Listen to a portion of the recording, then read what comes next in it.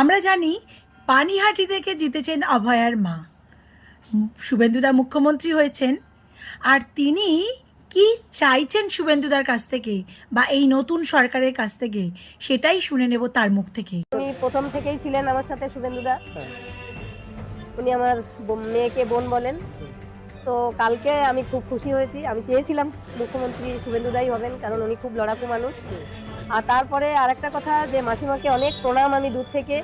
উনি বলেছেন যখন মিডিয়া গেছে যে ছেলে মুখ্যমন্ত্রী হয়ে কি কাজ করলে আপনি খুশি হবেন, তখন মাসিমা বলেছেন যে আমার ছেলে যেন আরজি করের বিচারটা করে।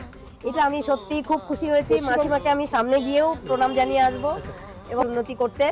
কারণ আমি জানতাম ওখানে আমার মেয়ে আমাকে বলতো যে স্বাস্থ্য দপ্তরের এত দুর্নীতি, যে স্কুলগুলো বন্ধ হয়ে গেছে সেখানে তালা খুলবে, যারা টিচার এতদিন রিক্রুটমেন্ট হয়নি তারা চাকরি পাবে এবং স্বাস্থ্য ব্যবস্থারও হালটা ফিরবে। কিন্তু কি দুর্নীতি আমার মেয়ে জেনেছিল যে তাকে আর পৃথিবীকে বাঁচিয়েই রাখা গেল না। আর তার জন্য আমাদের প্রাক্তন মুখ্যমন্ত্রী সেই হীরক রানী, তিনি এত মানুষের কোটি কোটি টাকা খরচা করিয়ে দিলেন।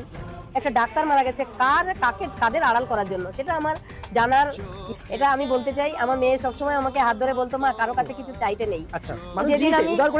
যেদিন আমি ভোটে দাঁড়াবো বললাম, সেদিন রাত্রেই আমি ভাবলাম আমার মেয়েটা তো আমাকে হাত ধরে বলতো যে মা কারো কাছে কিছু চাইতে নেই। তো আমি লোকের কাছে কি করে চাইবো যে আমি ভোট দিন আমাকে? আমি চাইবো না, আমি সবাইকে করজোড়ে নমস্কার করবো।